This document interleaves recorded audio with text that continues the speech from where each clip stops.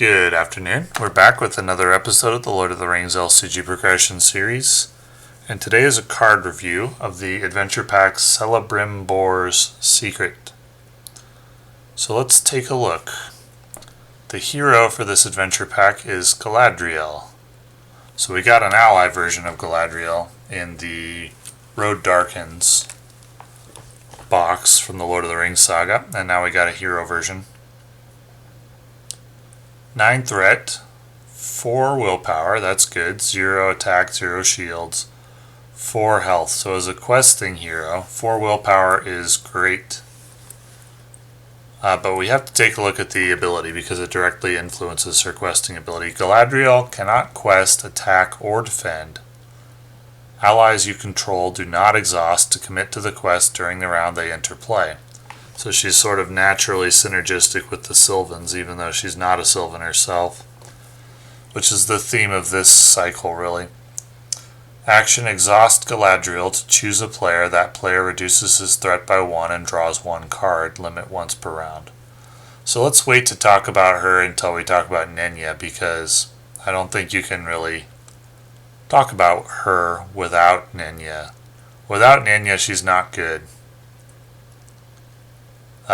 Allies you control not exhausting to commit to the quest is good, but it doesn't compensate for questing for 0, and nor does reducing threat by 1 and drawing 1 card. So we have to talk about her in conjunction with Nenya, so let's do that in just a moment. We'll go over the other cards first.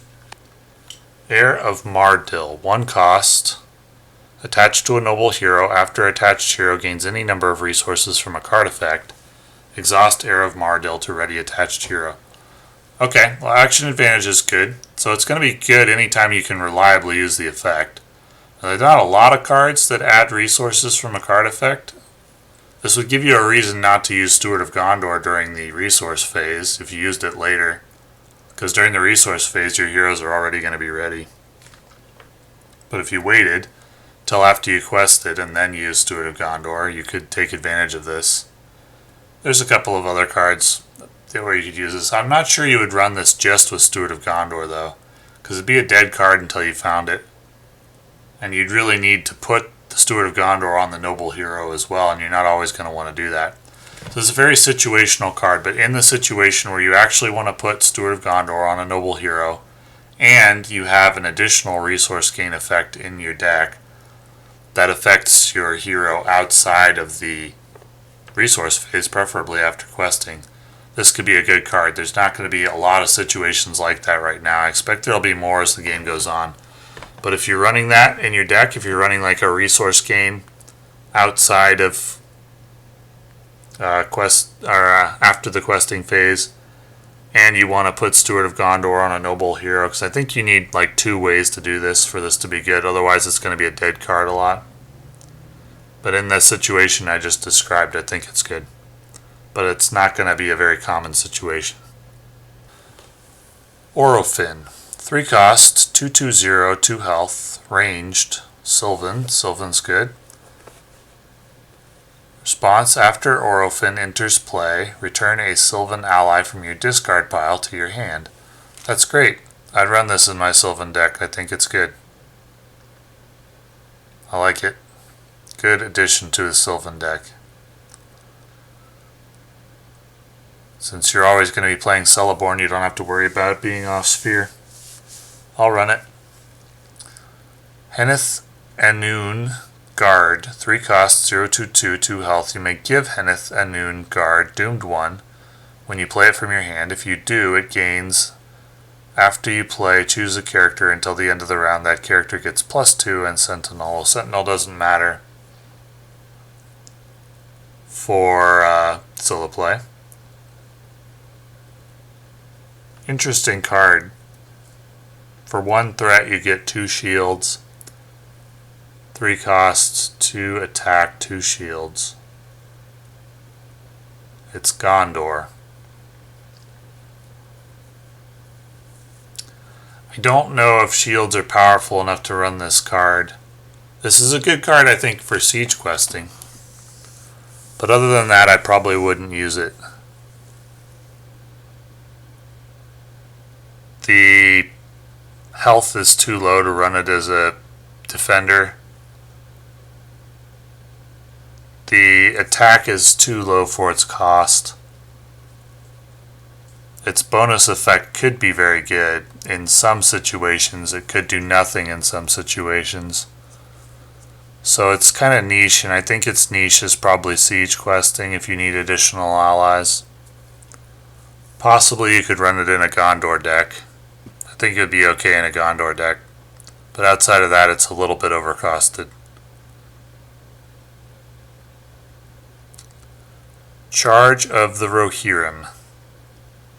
2 cost. Until the end of the phase, each Rohan character with a mount attachment gets +3 attack. That's a multi-card combo with a niche use, because you don't always need +3 attack. It's very thematic. I like the theming.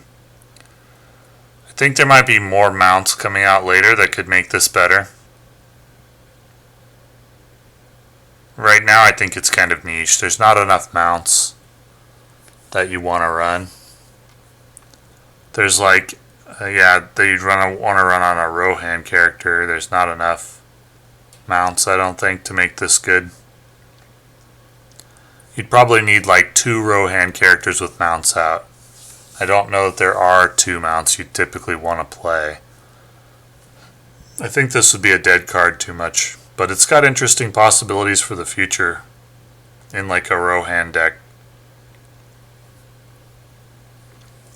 Galadriel's Handmaiden, 2 cost, 2 willpower, 0 attack, 1 shield, 1 health. After Galadriel's Handmaiden enters play, choose a player. That player reduces his threat by 1. That's a great card. 2 cost for 2 willpower is already great. And you get to reduce threat by 1 in addition. Great card. You find a spot for that in a lot of decks that are running Spirit. That's a great card. Mirror of Galadriel, 1 cost, attached to Galadriel, exhaust Mirror of Galadriel to search the top 10 cards of your deck for a card and add it to your hand. Shuffle the rest back into your deck, then discard a random card from your hand. Wow, okay. Well, the find a card in the top 10 is great. The shuffle the random card back in is terrible, or discard a random card is terrible. So that's going to be a very high variance card. It's very thematic. It's probably a fun card for me because I don't like cards that add variance. I like cards that remove variance. Variance meaning the amount of luck that you need. I don't generally run high variance cards unless I have to. So that's going to be a very high variance card. Possibly a frustrating card to use sometimes.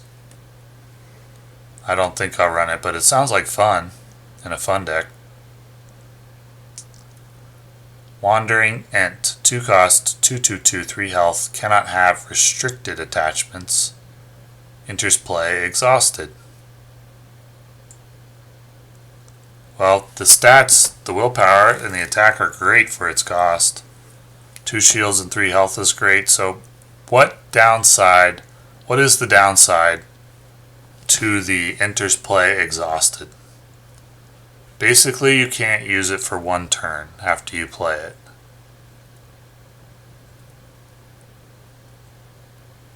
So, the way to think about this is, it reduces your stats. So, when you play an ally, imagine it this way. You're paying, and then you're getting that ally's stats for the remainder of the game. So let's say that you played a typical ally. Let's use Galadriel's Handmaiden as an example. You played her on turn 2. The game is going 8 rounds in this example. So you get her services for 6, 7 rounds, something like that. 6, 7 rounds of 2 willpower, so that's like 12 or 14 willpower. Let's say 7 rounds, so you get 14 willpower total for your 2 cost. Now, with the Wandering Ent, you get 14 willpower minus 1 turn, so you would get 12 willpower for your 2 cost. or 12 attack, or 12 or 6 uses, or 7 uses of, or 6 uses, sorry, of 2 shields for your 2 cost. Over the course of a game, that's not that big a deal. However, if you play him late, it's going to be a much bigger deal, because if you played him late in the game, where there's, for example, only 2 turns left, you would get 1 turn of 2 willpower, whereas for Galadriel's Handmaiden, you would get 2 turns of 2 willpower. So late in the game, if there were only 2 rounds left, you'd be cutting his stats in half. Whereas earlier in the game, it's not such a big deal. 12 willpower versus 14 willpower is not such a big deal as 2 versus 4. So this is a card that you want to get out early if you're playing it. And early, I think it's pretty good. I don't think the downside is that big of a deal. Well, the thing is, early, when I say early, in solo play, you really want a strong play early. You don't want to be spending 2 resources on nothing early.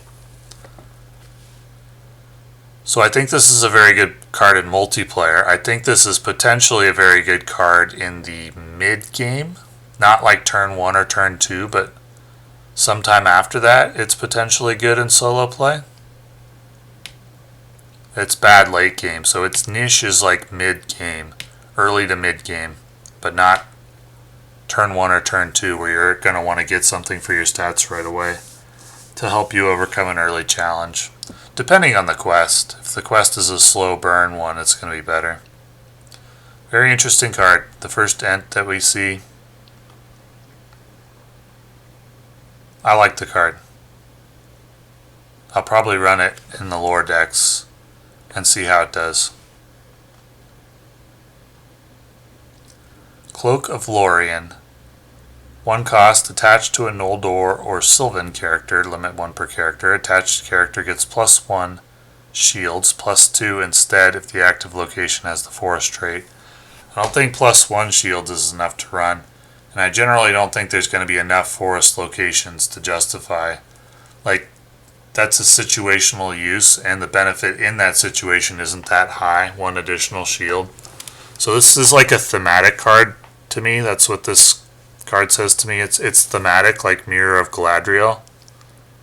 In each case, with the lore and the spirit in this set, I see 1 card that's very good and 1 card that's kind of thematic fun. For the spirit, that's Galadriel's Handmaiden and Mirror of Galadriel. Mirror of Galadriel being the thematic fun card, and Galadriel's Handmaiden being very good.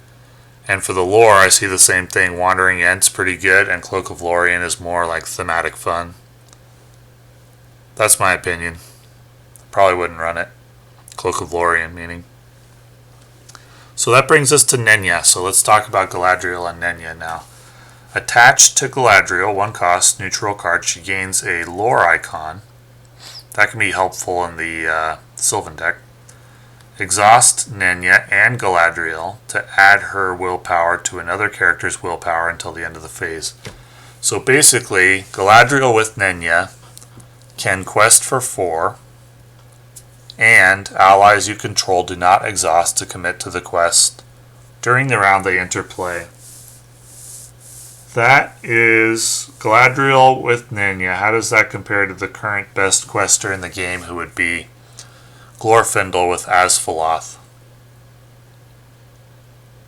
I think Galadriel and Nenya are better. I think Galadriel with Nenya is the best quester in the game when you can take advantage of the allies you control not exhausting to commit to the quest reasonably often.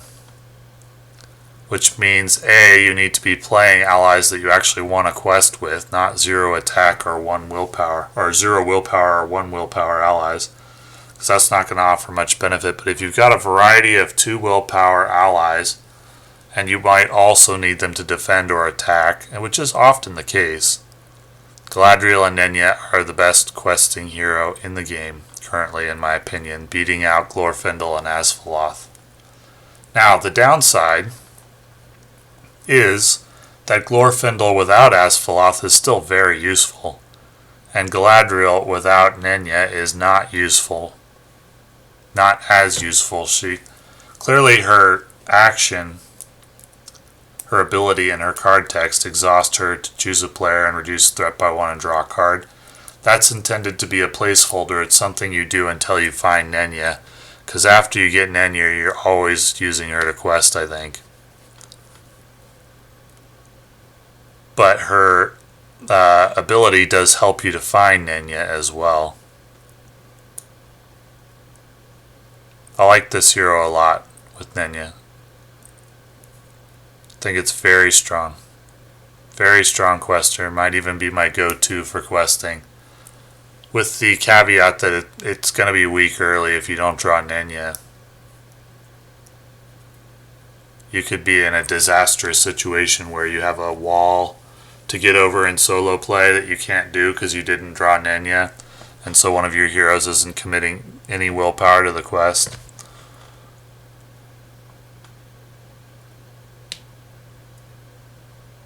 But with Nenya, I think she's the strongest quester in the game.